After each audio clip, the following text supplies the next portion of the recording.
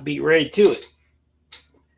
Welcome to the Breakpoint with Coach C, um, where you get your non-stop bowling conversations, all things bowling, where we have no filter and we just like to have a little bit of fun with the Breakpoint. This is, a live stream, but it's also a podcast as to all things bowling, bowling balls, techniques, best practices.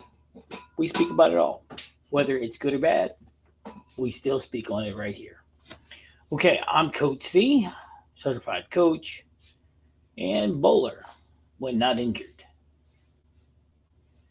Welcome to the channel. All right, so wait for some people to arrive and then let's talk a little bit of bowling. A little bit of football action going on today. Man, oh man, oh man. That was pretty brutal day. Teams lost, they shouldn't have. Like Miami losing to the Panthers. Didn't see that one coming at all. Who else? Who else got beat today? They shouldn't have. The Philadelphia Eagles got beat today. Boy, oh boy, did we not see that one coming. Nope, I didn't see that one coming. Steve, do we even have to speak on the Browns? Okay, so with the Browns, I'm going to say this. The Browns played better than I thought they were going to play. Okay, that's a lie. They played a lot worse than I thought they were going to play. Matter of fact, they played exactly how I thought they were going to play. So, Steve, tell me this. Sorry about getting the camera right. Tell me this, Steve. How do you feel your buddy played? How do you feel Gabriel played today? Is Gabriel an NFL starter? That is the question. What do you think? Yes, no, maybe so. What's up, Too Tall? How's it going, my good brother? I think I missed you on Friday. How's it going? And I would like to report, guys, I have not thrown a bowling ball since Thursday. Or did I lie? I haven't thrown a bowling ball since the ball reviews. How's that? So by the time Wednesday roll around, I'm going to think that I probably won't throw in a ball. Because of the knee, I can't do it. I mean, I probably could do it. If I was smart, I wouldn't do it. Not bad.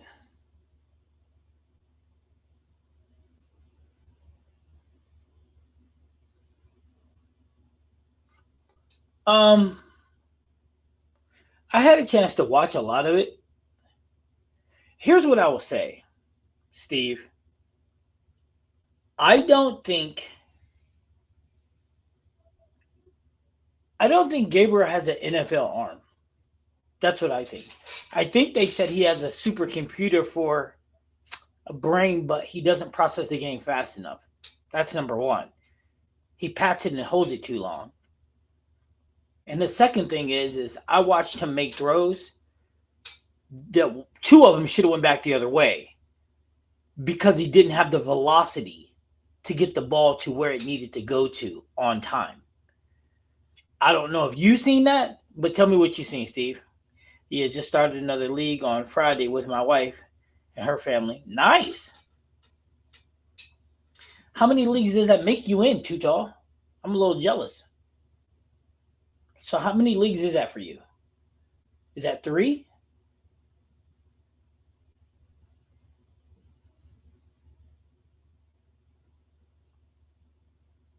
There was a tournament on Saturday at Don Carter's, local here.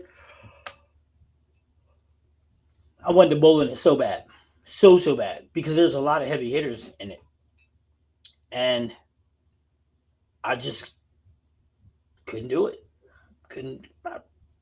Physically couldn't do it. Knees still swollen right now. What's up, Joey? What's up? Knees still swollen right now. So it's been swollen since last Sunday, pretty much. Joey. Now he has his strength, but if you really watch his protection case, listen. The balls that I'm talking about, Steve, he threw it was like a 16 yard out. 17-yard out, and the ball floated, and he wasn't under pressure, and it floated. That's a one telltale sign. That's one telltale sign that your arm is not strong enough.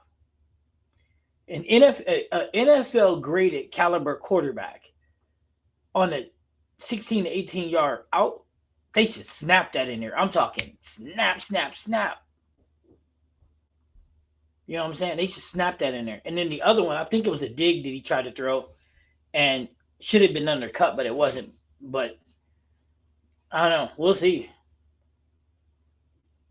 I didn't think he had a strong arm at Oregon though, or it was Oregon. Yeah, he played.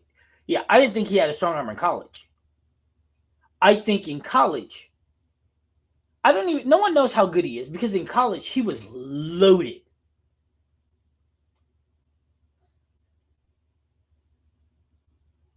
It wasn't no. So the pass plays I'm talking about, one was in the second quarter. Both of them were in the second quarter actually. But no, I wasn't talking about the end of the game. I don't really. Um, I dropped two. I dropped Monday night, so it's two leagues. Tuesday, Friday with my wife. Okay, that ain't bad. Joey, watch the last plays of the game. No effort in his passes, and he threw them 60 yards. So okay, so check this out, Steve. There's a difference between being. I can throw a football 60 yards on flight. Really, I mean, I can show you. I can throw a football 60 yards.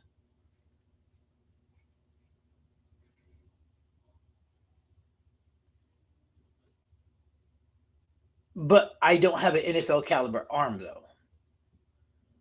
They can throw the ball with high velocity. I can't. But I can throw it 60 yards on flight though. What's up, Joey? I'm good, man. I'm trying. Knees still swollen, but I'm trying. I didn't say he played bad. I just don't think he has an NFL caliber arm. I think that if they keep everything under a certain distance, he'll be fine. But we won't know until we see him against a big time defense. I mean, Minnesota has a good graded defense, but I think their corners are suspect. Their pass rush ain't bad. But we shall see. I mean, they found a way to listen. I'm gonna be honest. Your head coach is terrible. They find ways to lose.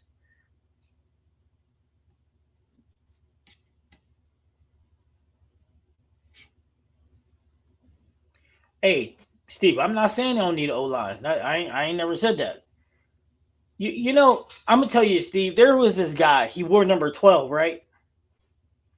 He wore number 12. He had a supercomputer for a brain, and when he lined up at the line of scrimmage, he understood what he seen because he had a supercomputer for a brain, and he got the ball out in 2.3 seconds. Boom, boom. So he took the offensive line being good or bad out the equation. They say your boy got a supercomputer for a brain. I mean, processing whether or not you're in cover three, cover two, um, cloud, trip, whether you're in man blitz, zone blitz. It's not really complicated. Put a man in motion. If he goes with, then you know it's man and man. If the man moves over, then you can start seeing something. You know what I mean?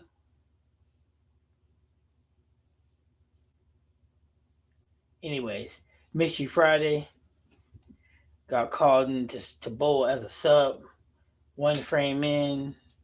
The team was short. Not even elite. Well, heck yeah. I mean, hey, man. So wait a minute. How are you bowling? How are you bowling with the shoulder? How's that working out for you?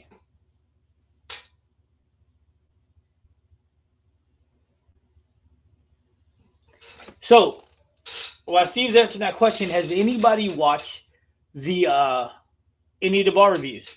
What do you guys think about the storm, whatever it's called, Equinox Solid? What do you guys think about Storm Equinox Solid? What do you guys think about the Rafter? rain because it should have been called the rain of the Raptor because that ball is bad. And then what do you? And then anybody get a chance to watch the tank video? What do you think about the tank?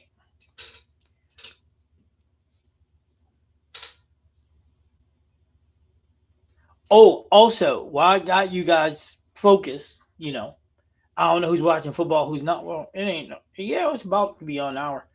No, it should be on right now, actually. Um, who? So Kelly Bishop, I said it was going to be on the. Hold on, let me see. We're changing. I have to change the date for the Kelly Bishop thing. We're changing the date to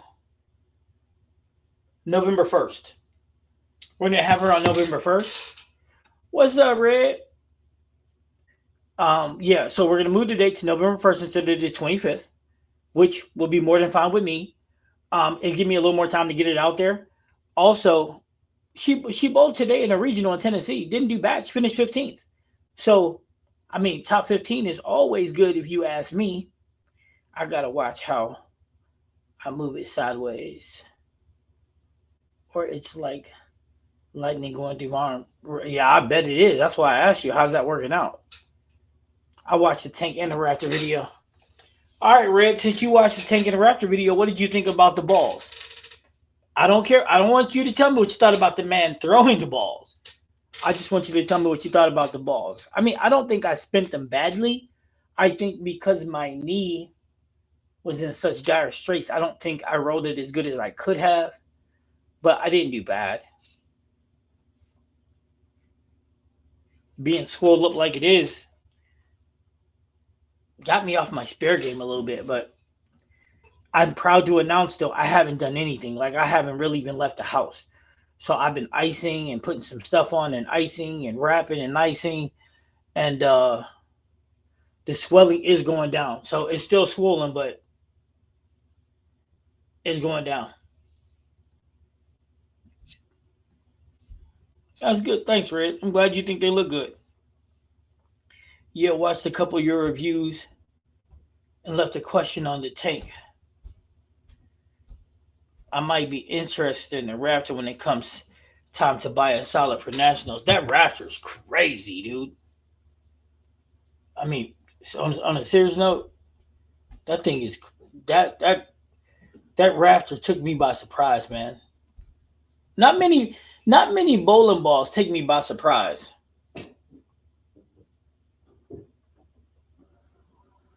But that Raptor took me by surprise. But I mean, it really took me by. I was shocked throwing that Raptor. Do you know what it was that shocked me about the Raptor? It wasn't the ball's performance, because Motive doesn't tend to miss very often. And if you get the right layout on a Motive ball, boy, oh boy, oh boy, oh boy, oh boy, oh Polo Loco, that thing is insane. The thing is guess what? And this is gonna mess y'all up. So you know how when you start using a bowling ball, and I'm gonna answer your question live in about 2 seconds. You know how when you take a ball out of box, right? And say it's at 2,000. And as you're rolling it, if you get 10 shots in, you see the lane shine. You start to see it, right?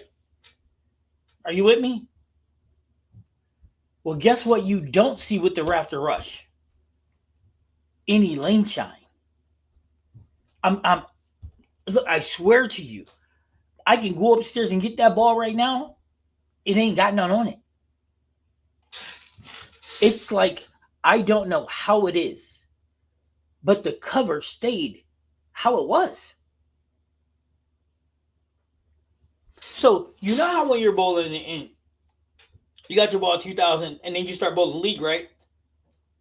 By game 2, your ball doesn't perform the exact same because it loses its crisp, the crisp part, right? Well, this is what I'm telling you. With the Raptor Rush, with the Raptor Rain, it stays the course. So my first ball with the Raptor Rain, I threw on camera. I didn't throw nothing before. I warmed up with a whole different ball. I didn't want to throw none with it. So then after I did the ball review, I recorded the shorts. So the short that you see, I recorded the short after that. And it still didn't have no shine on it. It didn't even have the track shine on it. So then I threw like 10 more shots with it just because I ended up throwing like 10 in a row or something like that with it after I did the thing just to see if it was going to start getting the oil track on it. And it didn't. It did not. I mean, I was like, what the heck is this? You know what I'm saying? I was like, what is this? I was just stuck because you don't, that's not something that you normally see. So I was like, wow. Like wow. Like what was Motive doing right here? You know what I mean? But yeah, dude, that ball is insane. And if you look at Motive's thing, right? The cool part about it's just strong. It's so let me do this. Let me answer a couple questions. So okay, so the tank. You asked me to talk about the tank in the message. I just seen it. I'm gonna tell you now. There's no comparison between the two. The level is I don't know what they want to put that in, but that tank is awesome. That tank will dig in.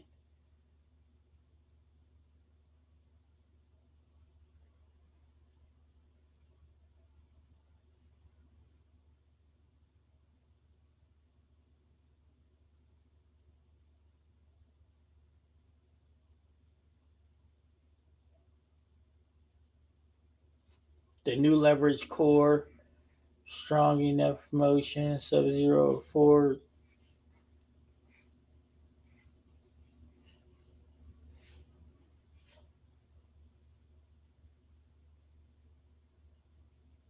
I don't know. I don't know why it wasn't picking up, but it didn't. So out of all the shots that I used with that Raptor Rain, and I probably threw at the end of the day equivalent to 3 games with it, and it had no track. And I was showing people like, look, this is crazy. So I mean that ball's bad. It's bad, and when I say bad, I mean like Michael Jackson beat it bad, bad, awesome, bad. Let's see here. Why would the Raptor fall between? Why would the Raptor fall between the Onyx and the Jackal Ghost? Others have questioned that.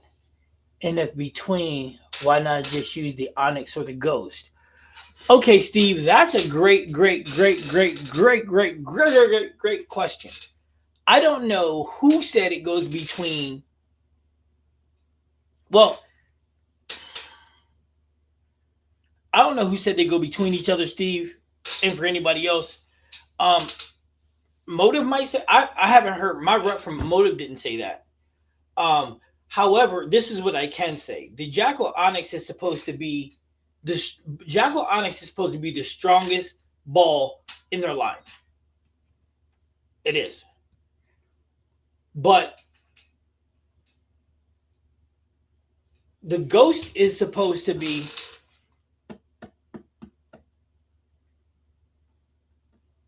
You mean the Primal Ghost? Do you mean the Primal Ghost or the Jackal Ghost?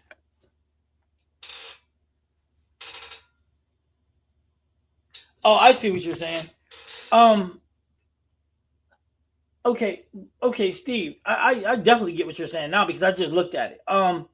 They're talking about in strength. They're talking about from 1 to 3, which one is strongest, the Onyx, which one is the second strongest, the Raptor Rain, and then number 3 would be the Jackal Ghost. So here's what's funny, right? The Jackal Ghost, the Jackal Ghost, and the Onyx are both asymmetrical, right? So the thing is you don't need both of those. If for me, for this is my opinion. This is a Motive's opinion. This is my opinion. My opinion is you don't need both of those. You don't need the Jackal Ghost and the Onyx. You don't need them both.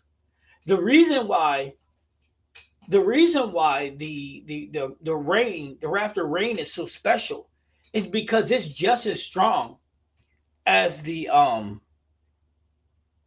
it's just as strong it's just as strong as the Jackal Onyx. However, the difference between that and the Jackal Onyx is the Jackal Onyx is asymmetrical. It's symmetrical. I mean, sorry, the Rafter Rain is symmetrical. So the Jackal Onyx is asim along with the Jackal Ghost, right? But the Rafter Rain is symmetrical. So depending on what you're bowling on, it's good to have both options. Sometimes you need that asymmetrical option, and sometimes you don't. You know what I'm saying?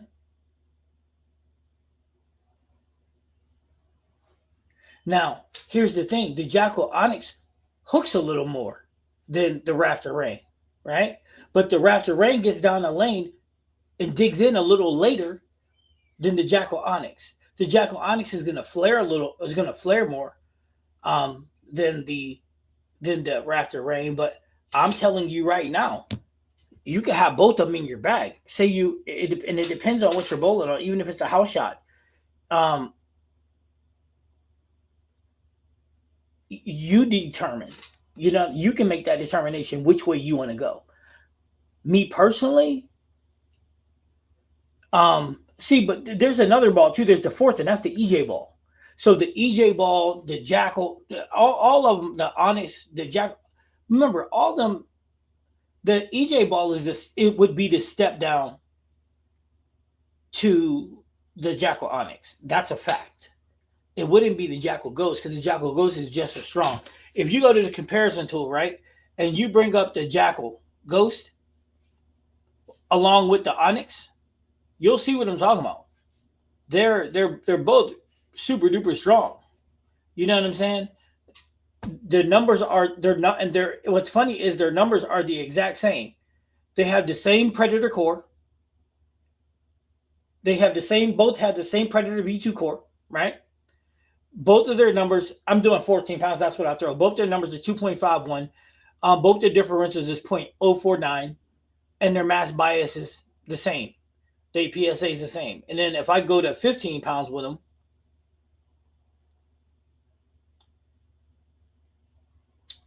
both of their numbers are still the same. 2.47 RG, 0.054 differential, mass bias 0.015.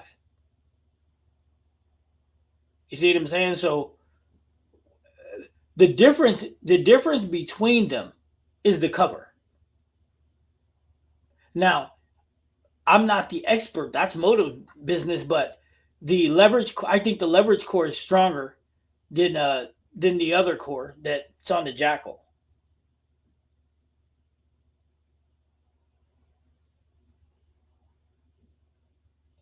But I mean, I could ask my motor rep just to make sure that I'm seeing it right. But I know the numbers are the same, and that's why I'm saying like, uh,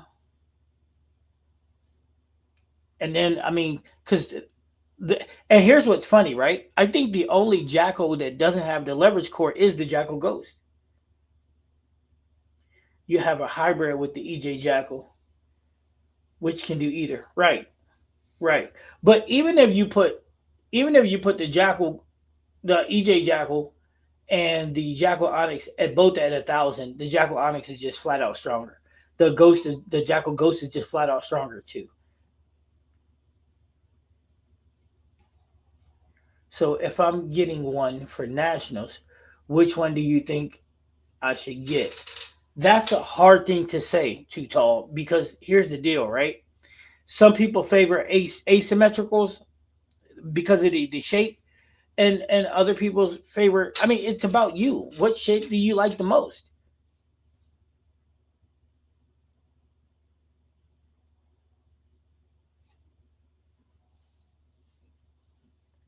Also, at 158, the Ion Max is in the mix too.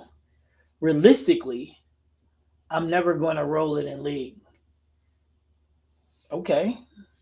Well, I mean, listen, I'm never going to tell you how to spend your money, but you have three options that are good options. Jacqueline is a great option. The Rafter Rain is a great option. I imagine that Rafter Rain is going to make the trip to Reno with me. I'm pretty positive. Um, But then again, there's a lot of time for Moto to drop something else. But I think that no matter what, that'll be in my bag. I probably end up getting a second or third one too. Um, the Ion Max is lovely, man, and it's very it has a low asymmetry, so it's not as angular as it could be. But that ball is strong. It's love. You can't miss on none of them. And if you can get the Ion Max at 158, you might want to pull that trigger, cuz. And if it's 158, then that means they're probably going to discontinue that bad boy. That's what I'm thinking. You ever notice they discontinue balls in a year now, sometimes under a year? Like, what the world are they thinking? Because that Ion Max is pretty sweet. That's why I got three of them, or four of them, one of them. I got so many of them, I don't even know how many I got anymore. I got one upstairs that ain't even drilled yet. I got three drilled. Yeah, I got four because I got three drilled and one that ain't that's in the box not drilled. It's tough because my biggest ball right now is a phase two. Need to take my best guess at a first big oil ball. Well, here's the thing. I just told you, you got three options, and you're not gonna miss on 9-3. The question that you got to go with is, do you want asymmetrical or symmetrical? I mean, that's where I hope reviews help you because the ball shape different. I mean, do you and the thing about big engine balls is they're more they hook closer to you. So and that's the thing that you got to recognize, right? Like the P2, it gets deep into the mid lane, and then it has enough juice to shape towards the end of the pattern, right? But those balls, like the Jackal Onyx and the Ion Max, they read real early. You know what I mean? They chug through the oil real early. The Raptor Rain, it's gonna chug through the oil relatively early. Not as Now that's the catch. The Raptor Rain is not gonna be as early as the Jackal Onyx, the Jackal Ghost, and the Ion Max. It's not gonna be as early as those. So reacts to the lanes a little later. What's up, D? Mr. Delmar, how you doing, good brother? Yeah, so the balls react different windows. But it's your job. That's what I'm saying about bowling, man. You got to understand what you're looking for. But that's why if you catch a ball deal like the Ion Max at 158, man, you got to jump on that. 158, you got to jump on that. That's a cheap version. Everything else, you're going to drop 2 plus. You know what I'm saying? V2 core is probably the best right now, whether the Predator or Affliction core. I agree with you. The Predator V2 core is insane, insane. Um, yeah, that's it's pretty killer. I gotta give credit where it's due, dude. That and the Affliction core is right there with it though. I mean, I think that they're 1 and 2. You know what I mean? I do. I seriously do. And the cool part is like, and the cover stock, the leverage cover stock is awesome. I mean, awesome. I don't know. I would not put the leverage. Listen, the leverage cover stock is amazing, just flat out amazing.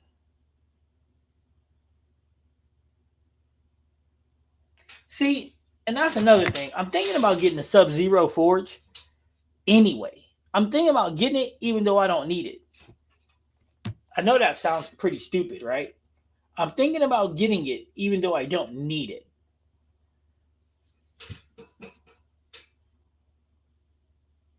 I mean, it's earlier than the Raptor.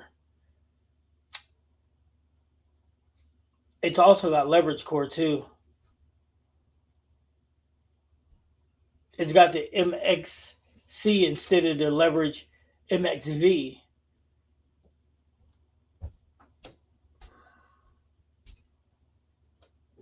But I'm thinking the Raptor Rush is a step stronger than it. Yeah, it's stronger, a step stronger than it. So I probably wouldn't even be able to ball down to it. But if I needed to start with something a hair weaker than the rain, then that would be the perfect spot.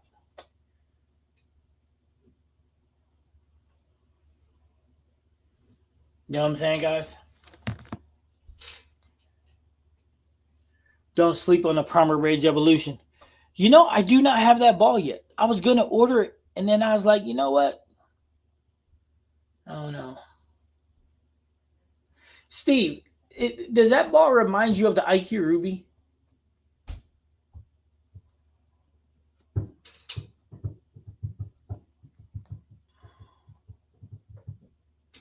I mean, 256 is gonna get down the lane. That differential point 054, that's gonna be that ball might turn the corner crazy. Yeah, I think it's a lot stronger than the IQ. I guess I'm trying to figure out. See, here's the thing, right? So you got the Primal Rage Evolution, right? And then you got the Evo Hysteria, and then you have the Steel Forge, right? My question is,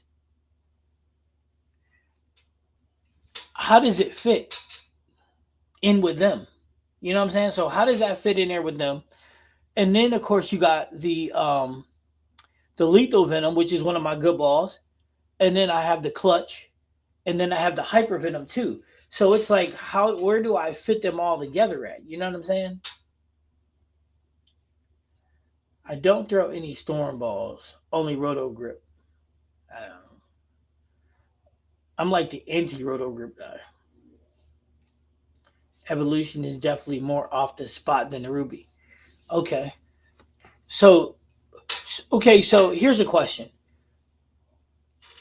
If you're getting into transition, would you get into the Evoke Hysteria? Super strong. The Steel Forge? Again strong. The Evolution? The Rage Evolution? The Lethal Venom? Or the Clutch? I mean, there's just so many of them. What's up, Chris? How you doing? Chris in the house. I'm kind of struggling to get the service right on that. Clean enough to roll in game 2 of League, but still controllable.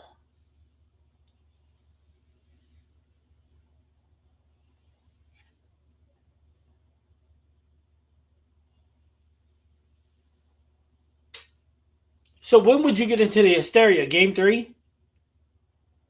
So you would use game 3 Hysteria over the Hyper Venom, over the Clutch?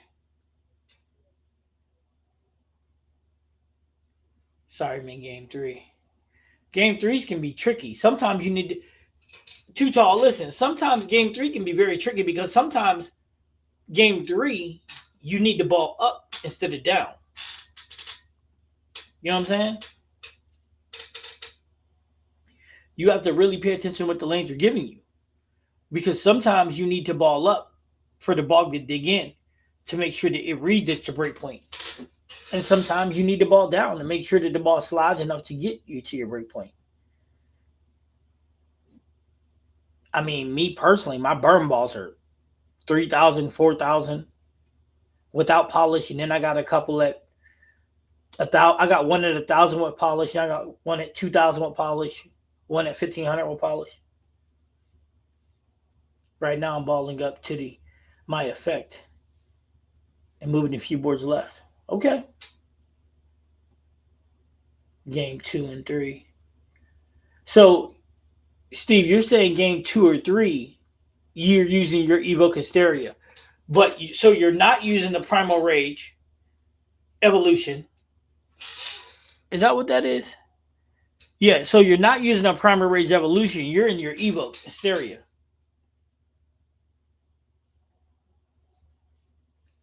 My game plan is strong, weak, then strong. What's up, M? That's a good game plan. That is a really good game plan. Especially when you're moving. It depends on your rev rate because when you're moving in like that, if you're moving in, it tends to get a little soupy. So that's why balling up is a great option. Now, if you got hand in the ball to where you can get it on that sweeping angle outside of the 4, 5, 6, where it's bone dry, your ball react and get to the pins, great. That's definitely a way to go. I keep having, I have kept the Evoke Hysteria box finish doing well. See, Steve, I'm the opposite. When I get, if I'm not using the Hysteria game one, I can't get into it later because can't seem to get far enough left to slow it down. But I can use the Steel Forge and be okay at times. Um, but I like stuff to get long and get left really really quick. Which effect? He's got the OG effect, Delmar. I've been thinking about taking the evolution down to the lane shine and using it for game two after my Venom shot, then ball up to the effect or the Hysteria game three. And that might work.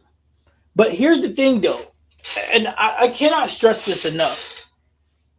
Change when the lanes tell you, don't change just to change. I mean, I understand you got a game plan. The game plan is like boxing. Everybody got a plan until they get punched in the face. Once you get punched in the face, it's just game plan out the window. And it's funny because in boxing, the person that can stick to the game plan the best normally wins. But that's why I'm telling you, don't change just to change. What happens? The mesh won't PM the oiler. And it's not stripping the lanes right. So everyone is bowling on fresh oil over carry down.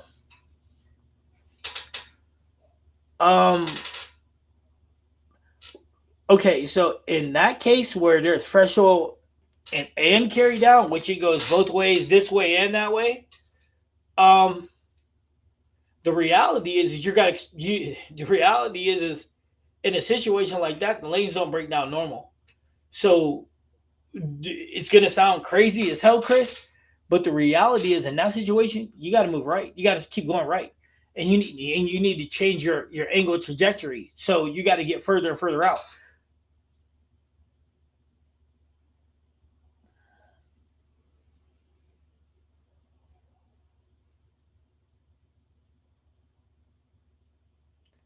Yeah, that's so Wednesday night when we were bowling, Chris, and this is true story.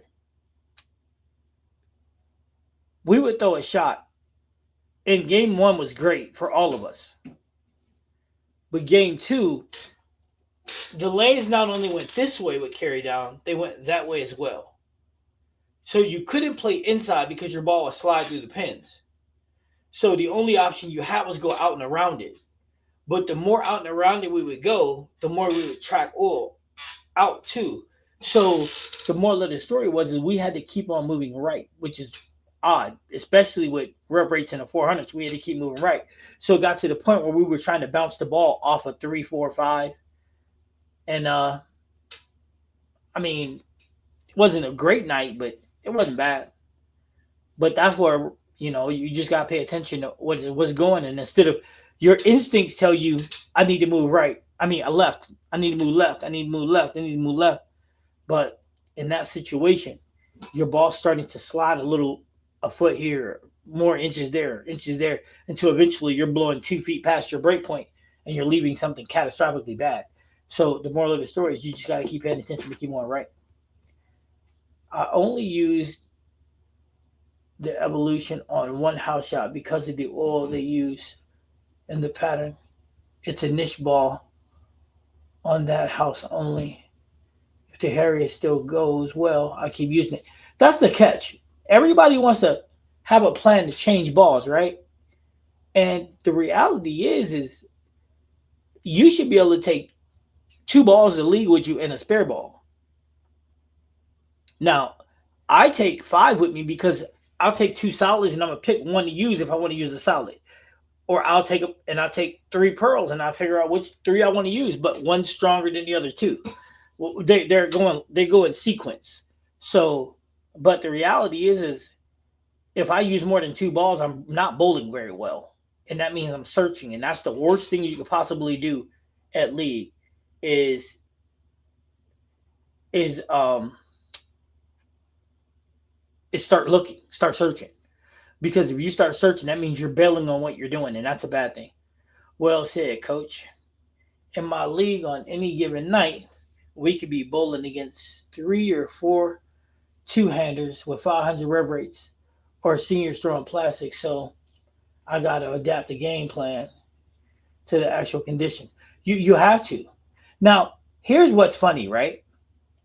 Everybody say bowling with rev rates of 500 is going to be a problem. No, it's not. No, it's not. The problem is when you're at league, you're doing everything other than watching other people. When you're at league, you're doing everything but watching other people. If I was you, I would pick one of those two-handers and start watching them. The people throwing plastic, I could care less because the only thing they're doing is creating hold for you. But the two-handers, I would pick one to watch, and that's probably the one that throws it the best. He's going to tell you what the lanes are doing. When he has to move, you move. That's it. That's easy. That's easy. And if you want to be a dick, throw your thing. They'll love you forever. But I'm just being honest with you. 100% honest. If you watch him, when his ball overhooks, you know you need to move. Facts. It's easy. And if your rev rate is lower than his, you can be straighter than him and dominate him. Easy. Yeah, Chris, good luck getting the mechanic to do his job since he ain't done his job in like 5 years.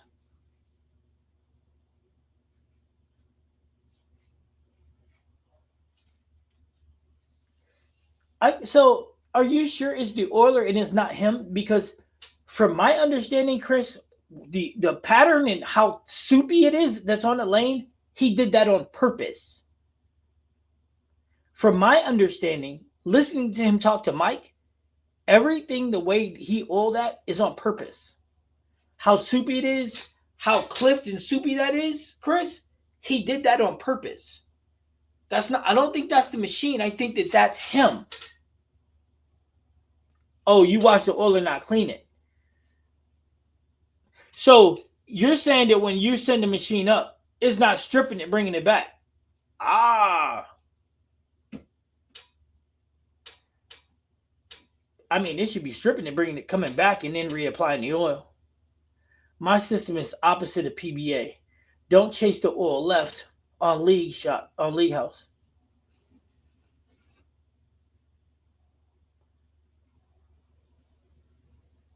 Well, Mr. M, that's what I'm gonna call you, Mr. M, RM. Here's the deal. Depending on what your rev rate is, sometimes you have to chase it. I mean, sometimes you can ball down and stay where you're at, depending on again what your rev rate is. If you're me with my rev rate, you go ahead and try to stay right if you want to. At some point, you're going to start hitting 7 pins. Now, here's the catch-22. If I had no aspirations of bowling in PBA regionals, I would have never messed with my rev rate. I would have never did it. Because here's the facts.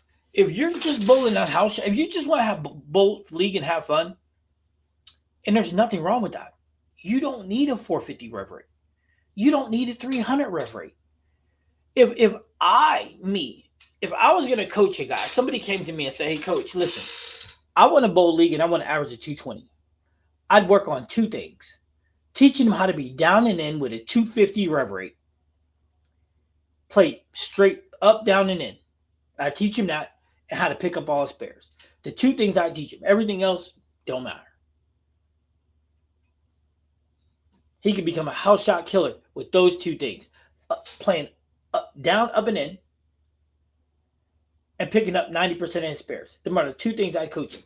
Because if you coaches him to that, he's going to average a 220.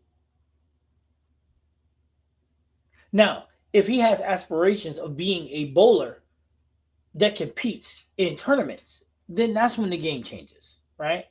That's when you have to change the game. to where you would want to elevate your rev rate.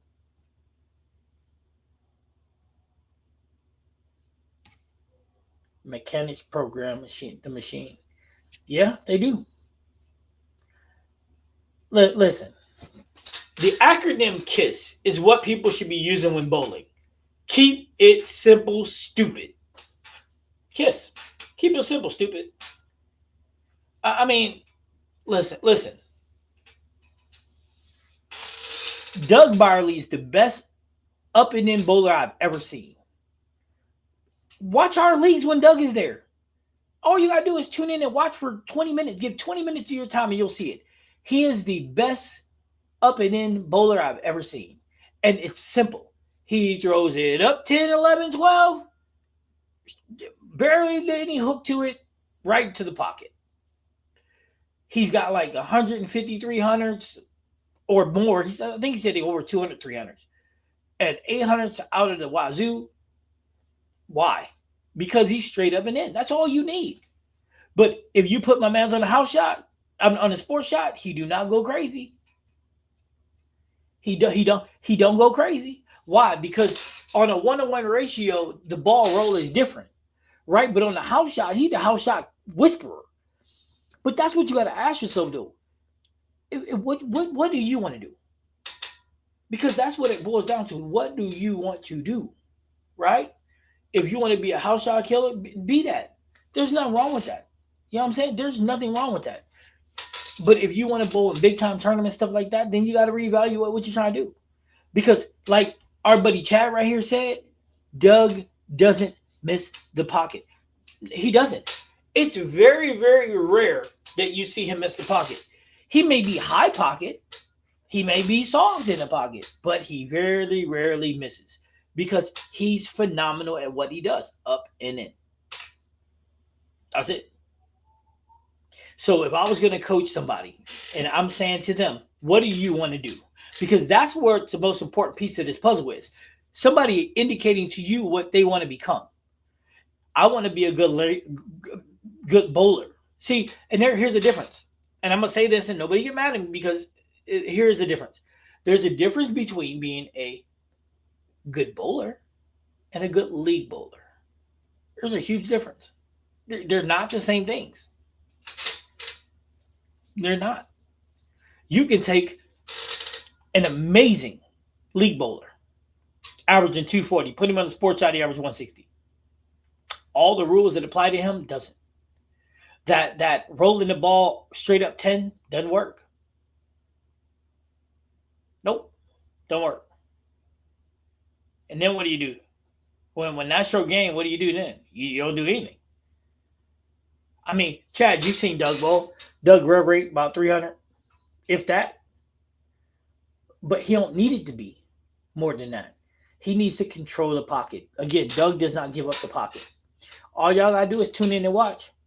I'm not sure I agree with my goal when I'm bowling league is to get hooked to the right and hold to the left. As Mark Baker says. So I keep hold left sometime. You have to move in or change balls. Well, I'm going to say this. Straight is always greater. I don't care if it's Mark Baker or the Pope or Winnie the Pooh or from the boy from Boy Meets World. Straighter is always greater. When you're bowling in league, straight is greater, man. If you can run the ball straight up 7, 8, 9, 10, 11, 12, just straight with very little shape to it to get you to the pocket, you're going to score great. And matter of fact, if you're a straighter player, you have a higher percentage window to stay in the pocket. The goal in bowling is to not give away the pocket, right? So if you're straighter, you have a greater opportunity to do that. If you walk into the bowling alley with 3 bowling balls, I'm not counting your spare ball, right? And you got your super strong, your medium, your mid, and then your pearl, you're going to score your butt off. and you throw your mid ball, you throw your mid ball to see what it's gonna do. Throw your mid ball straight up nine. If it gets you to the pocket, great. And then you make your adjustments off that. And then if it doesn't get there, you can go up to your strong ball, poop, it gets you there. Now you're in scoring zones. You know what I'm saying? Now you're in scoring zones. I mean, let's take the emotion out of it. Let's take egos out of it. Oh, don't give away the you got to have hold and you got to have the hook. Man, get the out of here. No, you don't. Straight is greater. Unless, and I stress this, unless you have a ridiculous rev rate like mine that you don't need for house shot. I don't need my house shot. I don't need my rev rate for a house shot. Just facts. Now, there is another piece to the puzzle though. And here's what that piece is.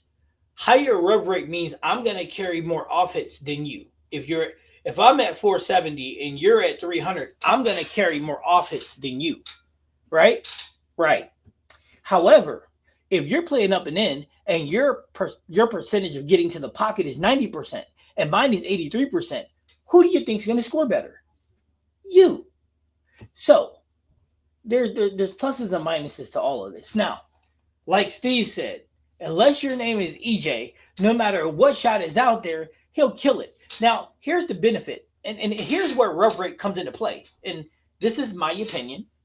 So if somebody happens to not like it, I don't care.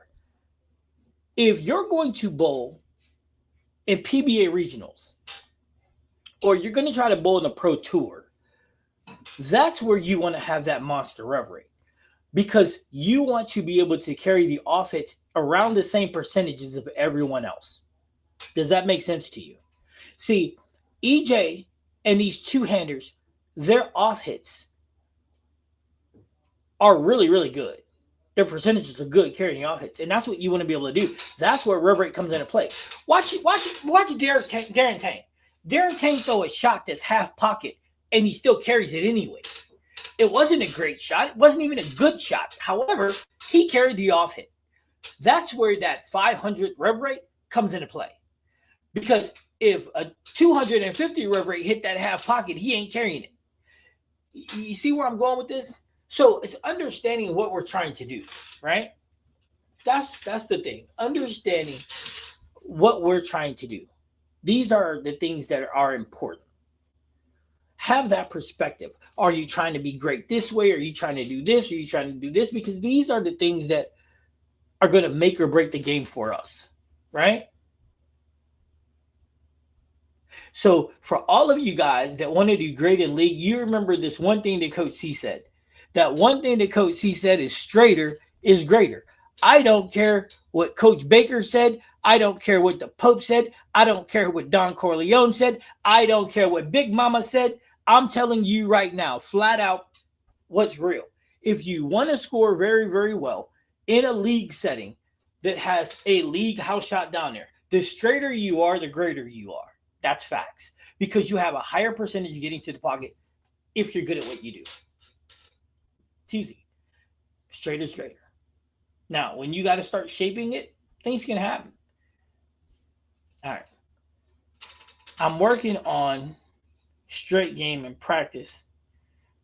But on these dry lanes, I need a weaker arsenal, more speed, less hand. My benchmark down 10 is straight to the 7-pin. Then you just have no oil at all on your pairs. I mean, that sounds like a house shot to me. I'm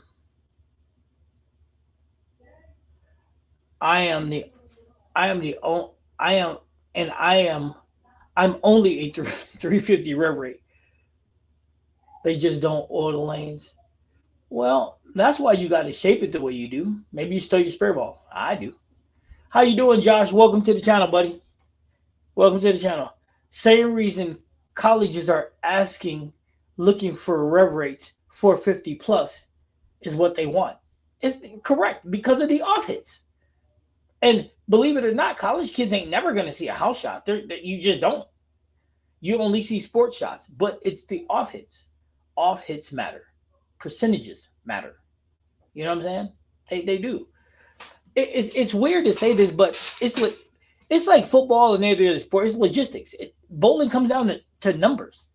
The person who doesn't give away the pocket is going to score better. Now that I got a real plastic spare ball, I'm thinking about taking the shine off my hammer axe and using it to play straight. You can give it a shot. House designs to get you to the pocket. Correct. That's what a house shot is meant to do. See, people fail to understand that. A house shot, and this is where what Too Tall said about what Mark Baker said makes no sense to me. He says, throw it to the hook, keep the hold inside. Well, hell, that's what a house shot is meant to do.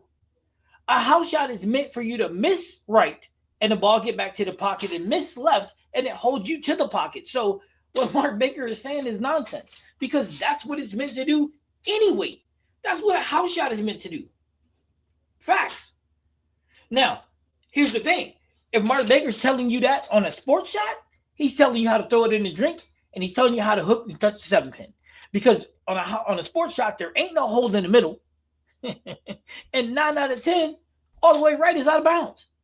So again, you have to have a clear understanding of what you're seeing. Am I saying the guy's not good at what he does? I have no idea. All I'm saying is a house shot, let's keep it a buck, is meant to have your scores way up because it's meant for you to miss right and to get you back to the pocket like a funnel. And it's meant for you to miss inside and it holds to get you to the pocket also. That's why it's heavy on the middle and no outside. That's what it's meant to do. So for Mark Baker to be like, oh, well, you want to keep the hook outside and the hold inside. Well, you idiot. That's what this house shot does for you anyway. Why do people not score well in a house shot? Because they don't pick up their spares. It's that simple. Aha! I'm guilty of it myself. All you got to do is watch the live. I am guilty of it myself. All you have to do is pick up your daggone spares. That's what Mark Baker should be telling you. All this other crap about the hook to the right and the thing to the left, man, kiss my ass. Excuse my language, I apologize. That's what I feel about that. Telling you to pick up your spares. Become a 90+% spare shooter and you average a 230. I don't care where you're at. But to do that, how do you do it? You got to throw straight at your spares. Why? Because if you're on a sports shot, hooking at your spares, it's probably not something that you're going to do at a high level. Simple. That's it. Simple. So throw straight at your spares, number one. And number two, understand what you're doing. It's really that easy. Let's see. Hope everyone is having a great Sunday. Shot my first 300 in league. Played this morning. Congratulations. That's what I'm talking about. Josh, congratulations on your first 300, dude. That's big. That's big. Congratulations. Congratulations. That is big. Single pin for the win. That's facts. That's facts. That's facts. Your single pin spare should be in the 90 percentile. If you want to be a great bowler, you should be throwing straight at your spares, especially your single pin. You should be a 90% single pin shooter. That's it. That's facts. I mean, I can't stress this enough. That's all you got to do. Now, you need to practice though, but that's it. Hey, Chad, you watch us bowl. How often do you see Doug miss a spare? How often do you see Drew miss a spare? That's the difference between them and me. But, I mean, my spare shooting is really good now, but I'm also injured. I'm not going to lie, man. During the ball reviews, I don't know if you guys watch that or not, I couldn't pick up a spare to save my life because my spare approach and my strike approach are two different approaches, right? And because they're two different, I when my knee is swollen, I couldn't do nothing, man. Had only 4 strikes in the game 1 today. Picked up all my spares. Got a 220 from picking up my spares. That's it, Josh. That's easy. But people overlook it. Coaches overlook it. And Too Tall. I'm not dissing Mark Baker because I don't know the guy. But telling you how to prioritize your game, I would never be like, well, you got to keep the thing to the right. And I would never say that. I'd say, listen, dude, if you want to be a great bowler, Learn how to pick up your spares, number one, and throw straight at them. That'd be number one, right? And number two, understand what you're trying to do. That's it. I would tell you, if you just want to be a house shot bowler, straight is greater. I tell you that. And I'll tell you another secret too. If you have no ambition of bowling pro, but you want to go to USBC Nationals, which any of you guys can go with me, I'm going to tell you a secret. If you go with the right team and they break the lane down with you, you can play straight there and dominate there too. Yes, you can. Facts. Matter of fact, I'll tell you a secret. You can go to any PBA event with a 300 rev rate and win there too by playing straight. However, the problem that you'll have playing straighter is you'll have to learn how to play straight from 5, play straight from 7, play straight from 8, 9, 10. You understand what I'm saying? You're going to have to learn how to play straight. Now, the only issue is at some point in the block, you may have to get left. You know what I'm saying? It is facts. But that's the catch-22. You have to have that clear understanding. Now, you might be like, hell with it. I'll throw my spare ball if I have to stay straight in a PBA event. But it's facts. There's a million ways to skin a cat. I mean, look at Norm Duke. Norm Duke could play straight when no one else could. When no one else could play straight, Norm Duke did. And look how many events he won. So is it possible? Oh, yes, it is. To become a technician at what you do is completely possible. Now, the difference between a Norm Duke and an EJ Tackett is offense. And EJ Tackett just gets more. Thanks, everyone. Only 10 months ago, I started and have learned a lot from the channel. Thanks to everyone on here. Hey, I'm glad you're learning, Josh. And congratulations again on your first 300, man. I hope you get hundreds more. Since you told me to change my hand position, I gained 15 revs according to Specto. Hey, 15's a lot. 15 is a lot. I'm glad I'm left-handed. Less traffic allows me to play straighter. Yeah, hey, see, left-hand is a secret weapon, dude. Norm, Earl Anthony were money on that shot. Listen, that's the thing, though. But some people would be like, well, Norm Duke only did this or Norm Duke only did this. I'm going to tell you something, dude. Norm Duke won the U.S. Open. U.S. Open, hardest shot that you're ever going to see. And he won it playing straight. When I'm telling y'all something, half of y'all going to listen, the other half going to listen for about 2 seconds, and then y'all be like, well, forget about that. That's the reality, man. That's the reality. Straight is greater. And that's coming from somebody that, I mean, y'all see me spin the block. Y'all see my ball reviews. I spin the block with it. I do. And I know sometimes y'all look at it and be like, man, that just looks so nice. That looks so nice. No, it ain't. If I could play straighter in league, I would do it. I just can't.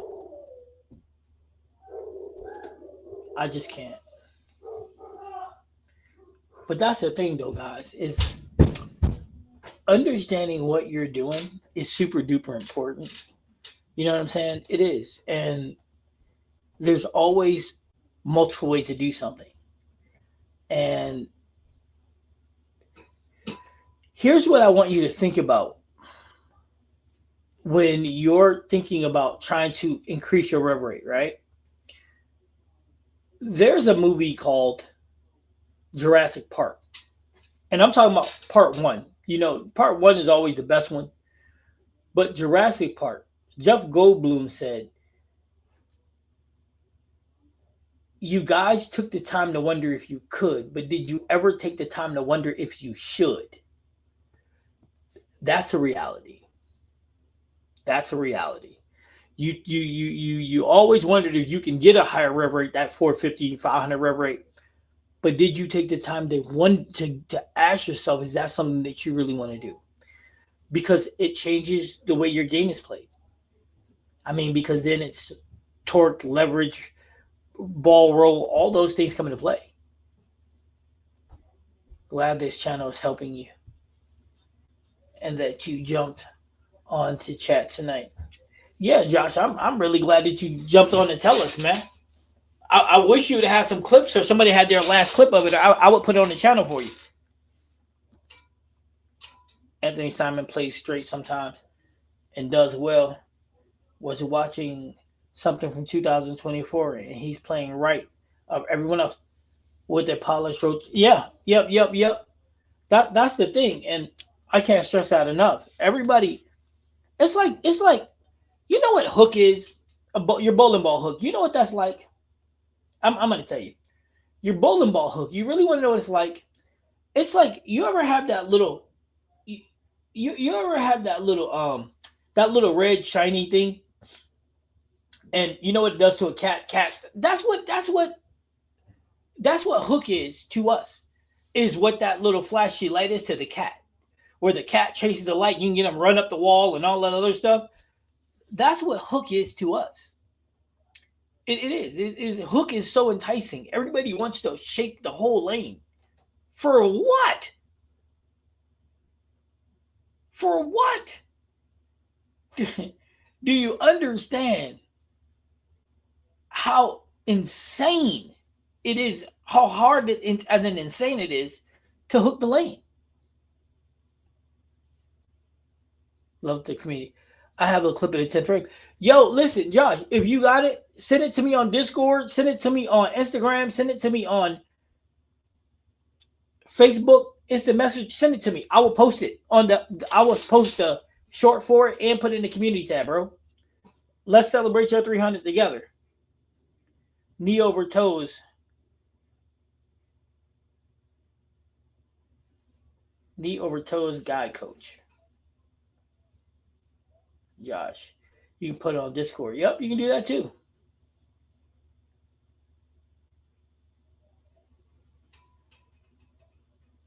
I'm being serious though. People hooking the lane makes the game more complicated. Because here's what's simple. Oh my God, this is what's simple. I'm giving y'all, this is free. I hope y'all understand. I'm giving y'all free knowledge. I'm giving you knowledge that Mark Baker is going to give you for 700. And matter of fact, he didn't give you the right information apparently, because I'm not saying it's wrong. I'm just saying it's obsolete. Why tell someone that you got hooked to you want hooked to the right and hold to the left? If you're on a house shot, you automatically got it. But let me school you on something. You ready? I'm gonna break this down. This is science. Science. So for all y'all that's listening, I'm gonna help you out. So if you want to play straight up and in, and you got a medium to low rev rate, if you want to play up if you want to play up 10, depending on how far away from your ankle you lay the ball down, between 6 and 12 boards, you want to have your left toe away from your thing. Now, it's your job to figure that out. How close your ankle is to the ball when you release it, because what it's going to do is going to tell you how far away from your lay down you want to be. So if you want to roll the ball straight up 10, you should lay it down at 10, right? So if you have your alignment correct, like me, for example, I know that I'm 10 boards away. I know that I need to be 10 boards away if I'm going to roll it straight. So I need to stand on 20 to roll it straight up 10. If you can do that, you can dominate people, because you only need to know one thing: how far away from being straight you need. So if you want to roll up 7, you know you need to be at 17. You want to roll, if you're me, 17. If you want to roll up 5, you know you need to be at 15. Just to be straight. And you can just dominate people. That's why Doug doesn't miss. That's why if you ever watch our lives, Doug Byerly does not miss the pocket, because he knows his alignment. Now, here's the messed up part. When you want to start shaping the lane, it doesn't become that simple anymore. Now you have to do math. Like, for example, if you want to throw the ball because you ain't going to throw it straight anymore, now you want to throw it like 15 to 5. 15 to 5, you got to do math. You got to do math. Why do you have to do math? Because you have to do math, number one, 15 to 5, because you need to figure out what angle you need to go to be at to get the ball 15 to 5. So then you figure out the angle where you need to lay the ball down at. Now you need to figure out where your feet need to be in order for you to lay the ball down at that spot. So you're doing math, always doing math. But if you want to take math out the equation, all you got to do is, if you got a medium and a low rev rate and you want to just score all day long, figure out where the cliff is in your pattern. Is it at 7? Is it at 8? And just run it straight up the shelf. And all you got to do is be however many boards away that you need to lay the ball down. That's it. That's simple. And you can repeat that all day long. Facts. Facts.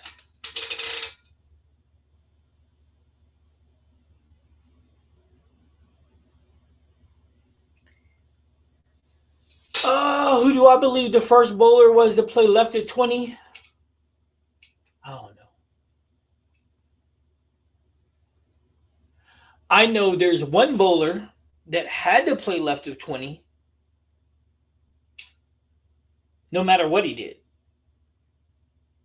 because his rev rate was the highest out of everybody.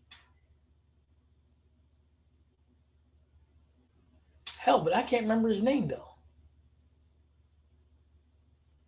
Smith. Robert Smith. Robert Smith had the highest. I think his rev rate, if Robert Smith was in his prime, his rev rate was just as high as EJ's. He just didn't have the control that EJ Tackett has. He just didn't have the control. Coach, you're inspiring me to go back and try to develop a straight game. I'm already doing it on some of my spares. Listen, being able to roll straight is another tool in your toolbox. Being able to get left is another tool in your toolbox. I can play straight. It's just my rev rate is super high. Now, if you put me on a... It's funny because I do play straight too tall. Like, for example, if I'm going to play on Cheetah, I play straight to start. I roll straight up the gutter to start. So you do need to know how to roll straight. I can do straight when there's a lot of oil right there, I can play straight. Oh, I'm going to do it. Yeah, straight is greater. Believe that. What's the name on Discord? Can somebody put my Discord in the chat, please? Can somebody help me out? Put my Discord in the chat. If you guys can't help me out with it, I can do it. But can somebody do that? Look, Average Dad said, Robert Smith. I'm telling you, Robert Smith was that dude, Steve. Robert Smith was that dude. He was EJ before EJ. He just didn't have EJ's control. That's the thing about EJ that makes him special is EJ with that rev rate, he's accurate as hell. And he always seems to figure it out. Like my 5-pin right now, it's slide to 30 and roll it up 20.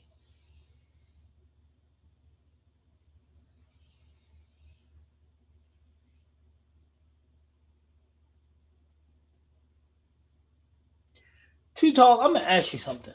And I'm asking for a friend. I know they don't put a lot of oil on your lanes, but have you ever tried to take a ball down to 500 and roll it?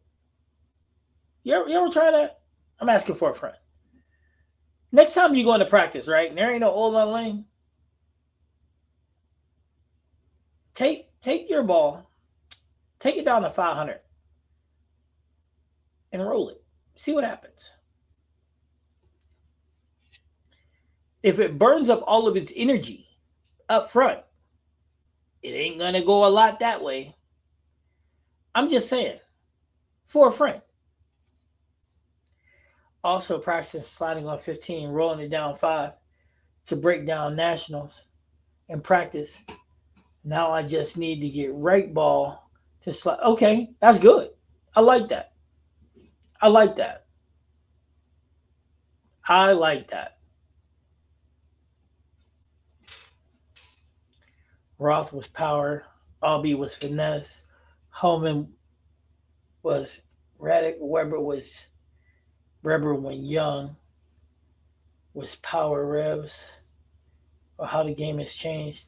I don't think Pete was ever a rev dominant like Robert Smith. I don't think Pete could have ever pissed in his backyard when it came to that.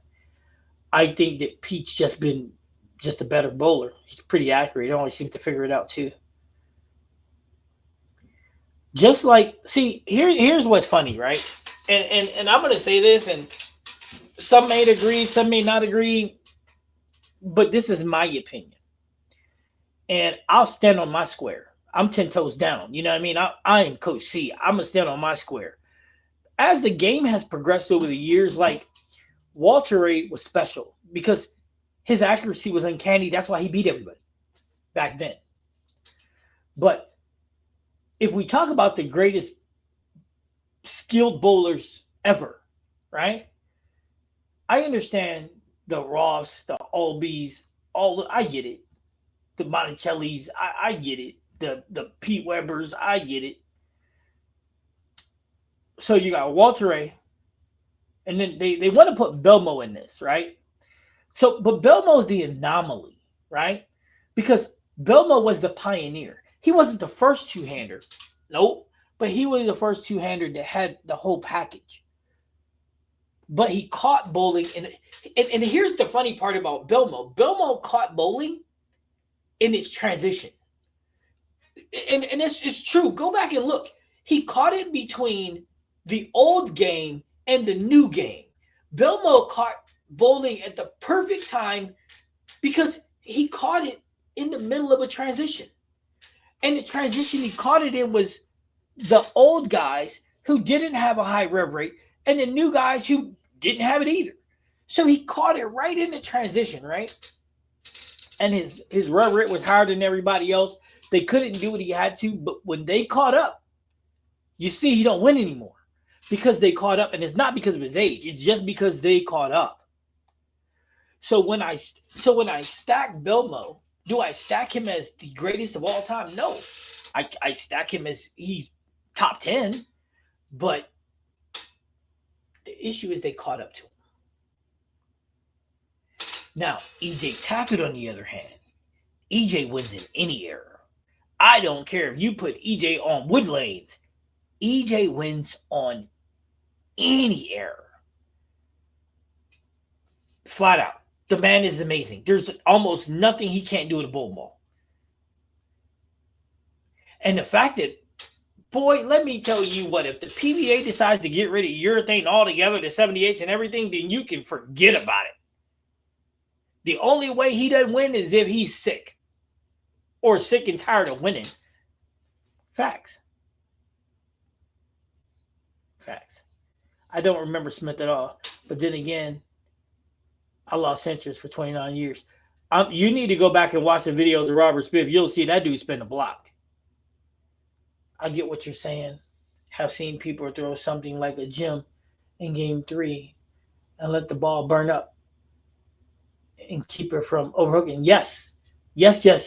See, Tall, that's where understanding the game comes into play.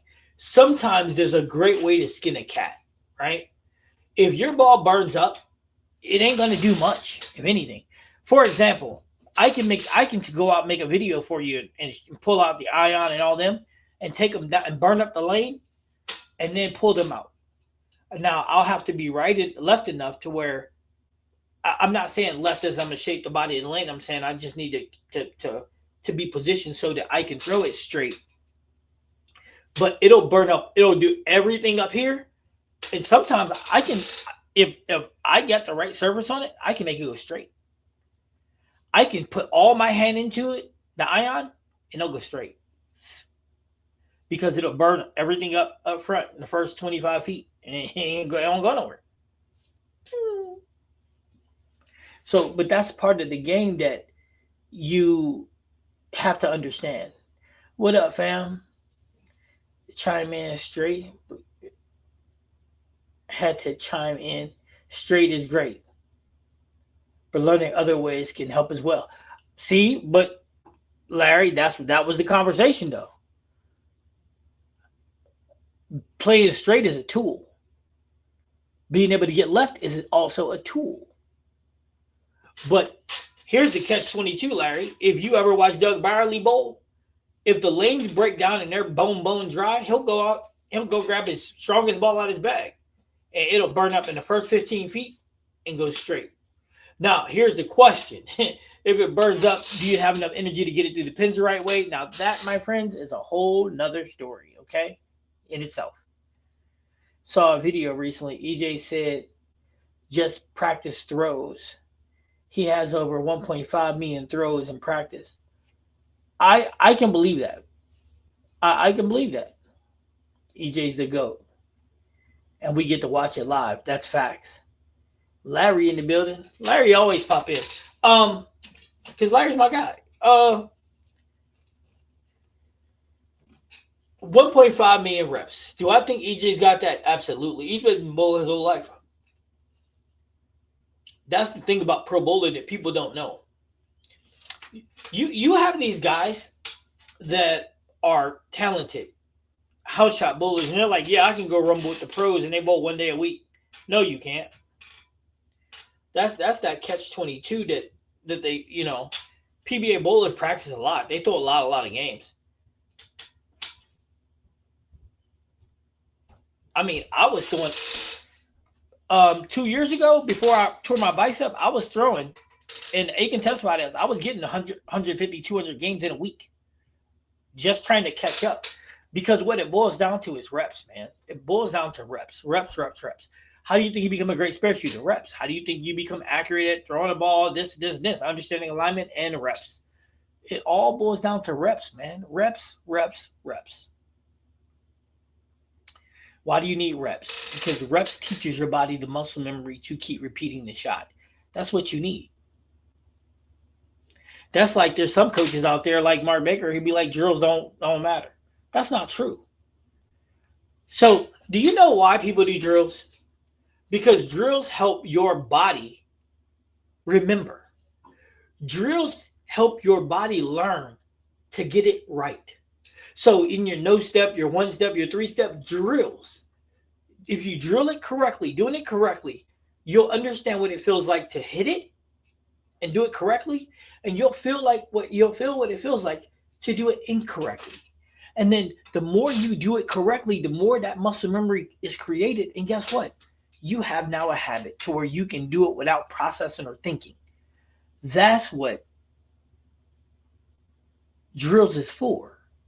Now, if you're telling me that you're going to make all the changes you need by going up to the line and getting your approach and going to roll the ball, no, you're not. Because 99% of the time, most people can't tell when they're doing something right or wrong. So if you can't tell if you're doing it right and you can't tell if you're doing it wrong, how the hell do you change it? I'm waiting. I'm asking for a friend. And I want y'all to ask the coaches that they tell you, you don't need to do drills. Ask them. So here's the funny fact. Here's a fun fact. Say, let me ask you something, coach, because I'm paying you $300 for this session, $700 for this session. Tell me something. How do my body understand if I'm doing it wrong or if I'm doing it right? If I'm just getting an approach and just rolling the ball.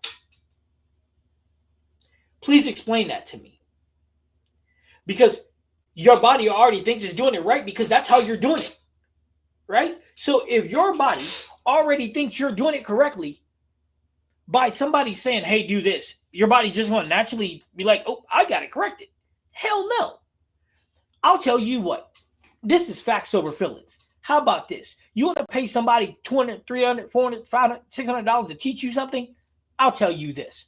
Record yourself before you go into the alley, right? Yep. Record yourself. Go to your practice session, right? And then record yourself as soon as you leave. Watch what you'll see. It'll be the same thing if you're not doing drills because you'll never allow your body to identify the difference between right and wrong. Ever. And if your body can't identify it, then you can't fix it. But you don't got to believe me. I'm just asking. I'm just telling you as a friend. You don't got to believe me. But I'll dare you. I'll do you this. I challenge you to check on your own. I'll tell you this. This is what I'll do. I'll give you another challenge. Go to the bowling alley, right? Record yourself. Then say to yourself, I'm going to fix this one thing. right? Right? You with me? And then throw your next shot trying to change that one thing and see if it changes. It won't. And then the craziest part is you'll think in your mind, oh, I just did it right. And you'll look at the camera and be like, no, I didn't. And here's what's funny. Throw 20 shots. The 20th shot, you go back and you watch that, and it still won't be changed. Even though in your mind you'll feel like it's changed, and you'll look and be like, but it felt like it changed, but it won't. But then get up to the line, do 10 nose step drills with it, and let your body feel what it's like to feel it correctly and feel it incorrectly. And then you know what's going to happen? You'll throw the practice shot, and you'll be like, wait a minute. And then you'll throw the next one. You'll be like, wait a minute. And then record yourself, and you'll be like, okay, how did I just do that? You did it because your body understands what it's like to be right and wrong. And then when you roll the ball, you'll be able to tell yourself right and wrong. Because, and I'm telling you right now, AB, I can say, hey, AB, do this. Oh, I just did, coach. But if I let AB go to the foul line and do 20 drills, just 20 no steps with something that we're changing, and then I say, I'll let her roll the ball, right?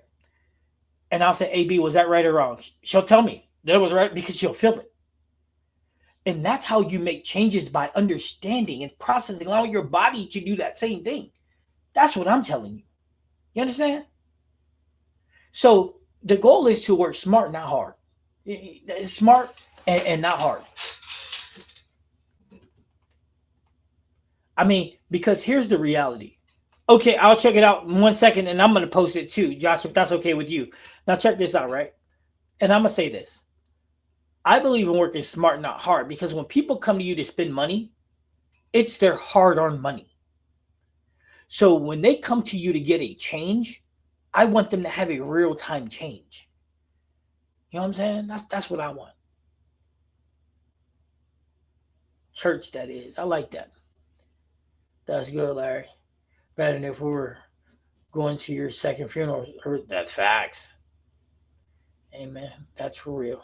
I'm not defending Mark Baker, but his issue with drills is that some people get good at feeling something in a drill, but it never makes it into your swing. That's a bunch of bullshit.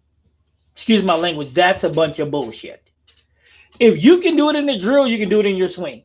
But I'll tell you a secret. You're not changing. You're not making a change in your swing real time. I promise you that. I will promise you that. You do not make changes to your swing full time, because even when you think you're doing something, you're not doing it. I promise you that. 100%. But here's the best part. Here's too tall. And this is for everybody else. This is for everybody else. Right? Everybody. You don't have to believe me. You can test the theory yourself. You can record yourself, try to change something in your swing, and see if you can change it real time in a full approach. Go ahead. I'll wait. Give it a try and come back and tell me. And then I challenge you to do something else. Then I promise you to do drills. A no-step drill. If you want to change something in your swing, your setup, in your swing, go ahead. Get a no-step. Do 20 of them. Do 2 games worth of no-step. Don't cheat yourself. And then you'll understand what it feels like to do it correctly. And then go back and watch the film in your full approach and see what happens.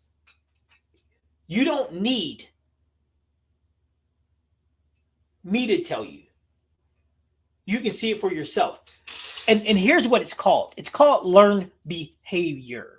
Learned behavior. That's what it's called. You're teaching yourself something. Just like you're taught to do math, you're taught to do reading, you're taught these things, same principle.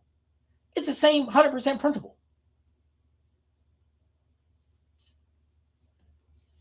It's the same principle. Also, the way that you know what's correct or incorrect in your full swing is by paying Mark Baker $150 an hour to tell you. It doesn't matter what they tell you. It matters how you fix it.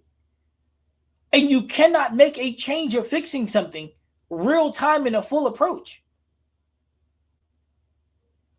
Because your body is already doing it one way. You need to teach your body how to do something a different way. You, how do you do that? By doing the same thing and repeating it. I'll wait. Very few athletes are low rep learners. Um, Matter of fact, it's probably one less than 1% that are.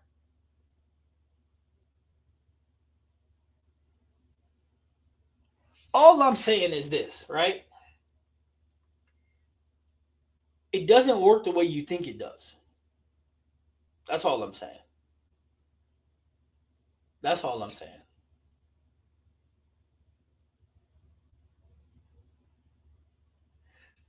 Okay, so let me ask you this: who was a better bowler, Mark Baker or Walter A. Williams? Walter A. or Mark Baker or Norm Duke?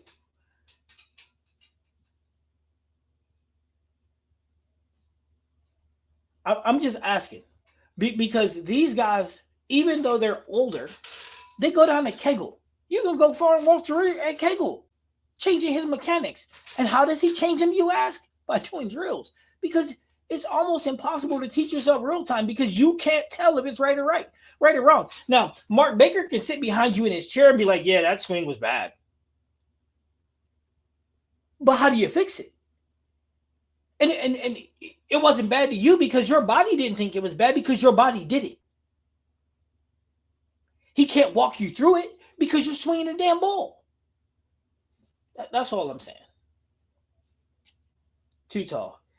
If you get a new cell phone, video yourself in slow motion and watch your bad shot to your great shot and find out what you did right. Coach C saw mine and told me to change one thing first. It's facts. And it increased my rev rate 15 RPMs, and my score average has gone up 8 pins. Listen, I'm not saying I'm the greatest coach in the world. I'm not saying that I'm the best coach in the world. I'm not even saying I'm a great coach. What I'm saying is I value time and money. Them are the two things that I value more than anything, time and money. Because those are the two things that are precious to us the most. We don't have the world, we don't have the worst or the most amount of time, and we don't have unlimited amounts of money, right? So I want you to get the most value you'll ever get. And check this out. This is driving me nuts. This is what I'm talking about, right? Football players, basketball players, baseball players in the major leagues, they're the best in the world. They're the best in the world. There's nobody better than them, right? Basketball players shoot 5,000 shots a day, 1,000 shots a day, 2,000 shots a day, every day. Why? Why? Why? They know how to shoot. They've been playing basketball since they've been 5 years old. So why do they do it? But yet, what do they also do? Drills. NFL players, they go to practice. Their practice, half their practice is footwork, drills. Why? Why are they doing them? To get better at it. Now, football player, when they do their punch drills and all that, they do it in slow motion. Why? Why do they do it in slow motion? Because they're trying to understand the technique. Because if you can get your body to understand the technique, you can repeat it. Now, how many of them think they can make them changes in real time? I'm going to say none of them because none of them do. But you know what the difference between the greatest offensive lineman and the worst offensive lineman is? Technique. Some get it, some don't. And they're the best in the game. All of them are. No matter if they're third string practice squad, they're still with the best in the world. But that's the thing. Baseball players, they hit from a tee. Professional baseball players hit from a damn tee. Why? Because it teaches you how you're feeling your swing. They're teaching you all that. Doing drills and bowling is the exact same thing as all of those things. If the pros can do drills, then so should we. But it's to teach them all the same things. Having someone else to see something that I miss was priceless. Facts. But guess what? And this is the funny part. Steve, do you think I would have caught what I needed to catch in real time with these?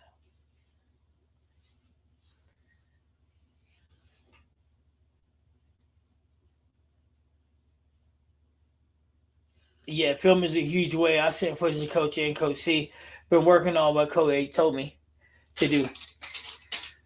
Um, someone else watching you is valuable, but they have to watch you the correct way. Watching somebody in real time is very complicated.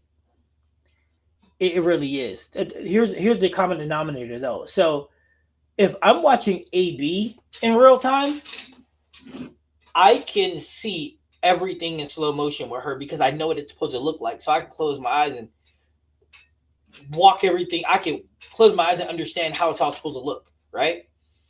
But if I see somebody else in real time, I may not see what I need to see. Here's an example. 2 Saturdays ago, I went in to coach a kid privately, right? And AB was happened to be bowling in travel league, travel scholarship league, and she was upset. She was like, "Coach, help me! I'm having a lot of problems. Coach, I'm having a lot of problems. Coach," and I'm like, "AB, I'm watching her, and I don't see it. I don't see what the problem is." So I walked away, and I watched her from afar, and then I seen it. What she did is normally her ball is out here when she's in her approach, which allows her to put it straight down and into her swing path, right? What she did is she put it into her body all the way. And by here, let me stand up and I'll show you. So what AB did is AB had normally she's right here with the ball, right? And then it's able to swing down into here. Let me do this. All right, so normally her hand is here. She swings down into her swing plane, but what she was doing is she had it into her body here. So the reason why she had so many issues is because when it was into her body, she had to go out, down, and it threw her timing off, which not allowed her to get the ball to the angle that she was looking for. Does that make sense, guys? So I couldn't see it at first, but I seen it later. But if I didn't know her, right? If I didn't know her, then how would I be able to notice what was wrong? See what I'm saying? So if you go see a coach, right, and he doesn't know you, he can't see you real time and fix something because he may or may not see what he's seeing. That's where video footage comes into play. So if I'm going to coach you and I've never seen you and I don't know you, I'm going to record you. I'm going to ask you, can I record you? Now I'm going to record you right real time and I'm going to watch that. I'm going to watch the recording with you, or while you're warming up, I'm going to be watching you, recording you and watching it because that's going to tell me the story. Watching you real time ain't going to tell me much. But once I get to know your characteristics, then I'll be able to watch you real time. Coach, what happened to A? He doing okay? Haven't seen him in a minute. A's doing okay. I haven't talked to him today, which is weird, but I'll hit him up here in a little bit, make sure he's good. But yeah, he's okay. Um, I think so. Again, someone else caught it. You did. My teammates, no way. And they watched me in 2 leagues and never saw it. Again, again, Steve, this is what I'm gonna tell you, man. Catching something real time is almost impossible unless you really know the person you're watching. But even still, but here's the thing: there's a thing called the coach's eye. Yeah, I mean, have you ever Bill Cowher would reference it all the time? Coaching eye. Like Bill Cowher would catch something that, and some of his other coaches would be like, I didn't see it. And he's like, it's coach's eye. He trained himself to see it. I trained myself to see these things. You know what I mean? But here's the catch, Steve. If I would have been watching you real time, I don't know. Now, if I coach you like I coach AB and Lon and Tyler, I can see real time and see what you're not doing because I'm asking you to do it. You know what I'm saying? If I'm asking you to do something, I'm gonna know what you're doing because, and here's the thing, right? And Too Tall, I'm not dissing Mark Baker, I promise. Here's the thing, right? Any person I coach, I have a game plan for. Like upstairs in my notebooks. And each person I coach got a different one, right? Lon has his own. There's a step one. I got a game plan for him. I know where we're at and I know what our goal is. With Tyler, I know where we started. I know where my goal is. With Madison, same thing. With AB, the same thing. With Larry, the same thing. Everybody I coach, I have a book for because I have a game plan. When they come to me and they say, this is what I want to do, there's a book and there's steps that I know I need to take to get them there. They may not understand it, but I do. And here's the thing. To get from point A to point B, you got to have a game plan, right? If you want a yo-yo release, but your mechanics are screwed up, we got to fix your mechanics first, right? Because if you can't get there, what's the point? Mechanics, timing, and there's steps to it. There's levels. So I want to make sure that I'm getting every piece of the puzzle correct because I don't want I want great bowlers, and that means the whole game. You know what I'm saying? Because and here's the thing, right? The hardest part is going to be the last part, and that's teaching them the game, which I'm evolving them every day, right? Like AB's catching on more and more every day, but there's still a lot of the game she doesn't understand. But by the time she graduates high school, she's gonna understand it all. But there's pieces that you do in order. You know what I mean? And that's the catch-22 that I want you guys to understand is there's always a plan in place, or there should be a plan in place. Because the job as your coach is to evolve, help you evolve into what you want to become. And to do that, you need to evolve mentally and physically, right? Your mental game and your physical game, because they need to meet. And I'm telling you this, if you go into a bowling alley and you're practicing and all you're doing is getting to the line and going to roll the ball in your full approach, you're probably not changing much. I mean, can you get better with accuracy? Sure. Accuracy, all you got to do is fix your alignment. That should help you with that. The rest of it, it's complicated, bro. If you're not doing drills, I would love to see the improvement that you're making. And I'm going to make a long story short and guess that your improvements are very minute, if any. Because the only thing you're doing is repeating your same bad.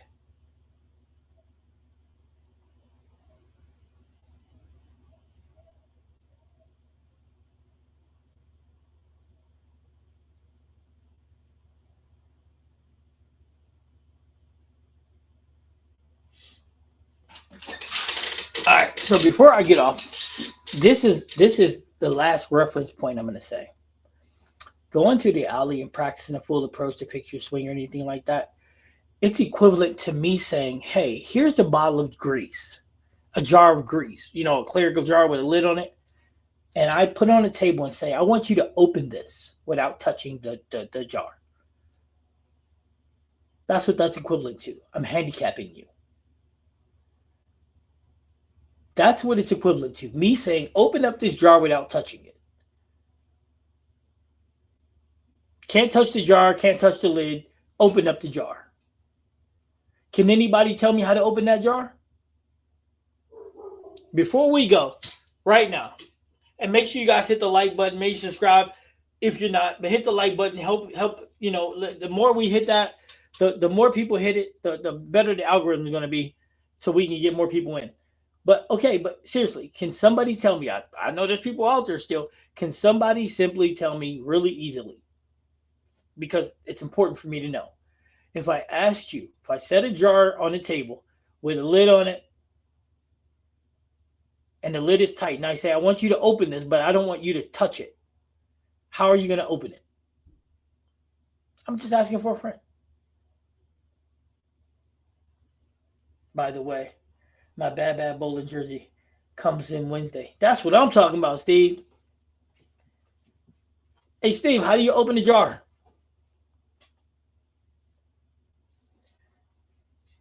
Chris, how do you open the jar? Too tall. How do you open the jar? Come on, fellas. Somebody help brother out. How do you open the jar? If I set a jar on the table and I said, I want you to open this. Steve, smart man, ask somebody to help you. That's how you do it. That's the equivalency of doing drills. You can't use pliers because you can't touch the bottle. You can't touch the jar. You can't touch it with anything. You can't touch it. But what you can do is ask for help. And asking for help is what drills is.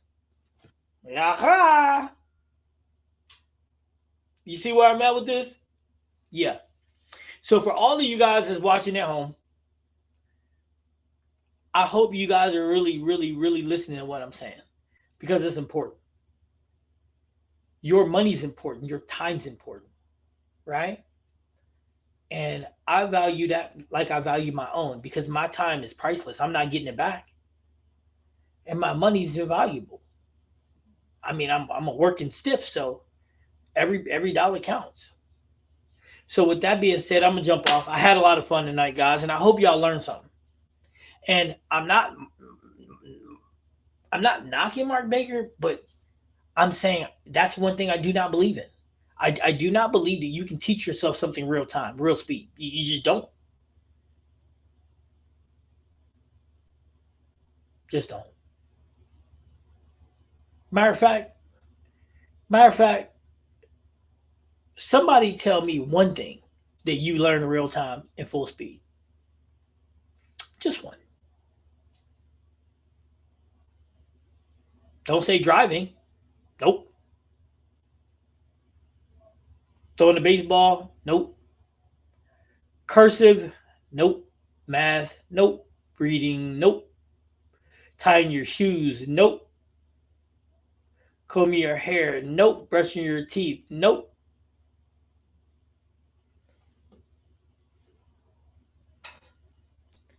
Ball speed. Nope. A lot of knowledge shared. Appreciate it, coach. Hey, this is what I'm here for. Ball speed. Nope. Because believe it or not, your ball speed was not consistent when you first start bowling. You learned how to become consistent. It's a learned behavior. Learned. How did you learn it? By getting reps. Teaching one's body to do what? Repeat. Well, how can it repeat? Because you learned. You see where I'm going with this? You see, you see where I'm going with this? You see where I'm going with this? All right, but everybody have a good night. I will see everybody on Wednesday night. Hey, Wednesday, Josh, we're going to be live. All the way live. We're going to be live Wednesday. We're going to be live. We're going to be live, and it's going to be Uncle Drew is up, the Hall of Famer. He's up, guys. So make sure you get your picks in for Uncle Drew. And then next week is going to be the battle. The Battle Royale. No, so this week is Drew. The week after is the battle. So consistency sounds like the name of the game. All right, so I will see everybody later. Remember, Tashawn will be rocking the mic, so that'll be that. And, dude, we're going to have some fun, man. We're going to have some fun. I think this week one of us is going to throw a 300.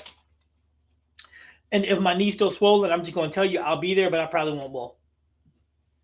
So, but I'm hoping it's not because it's been going down a lot. So I'm going to jump off here. I'm going to ice it. I'm going to wrap it and ice it and put some stuff on and see if we can't get it right. With that being said, guys, thanks again for tuning in. I'm Coach C. We're missing Coach A. Have a great night.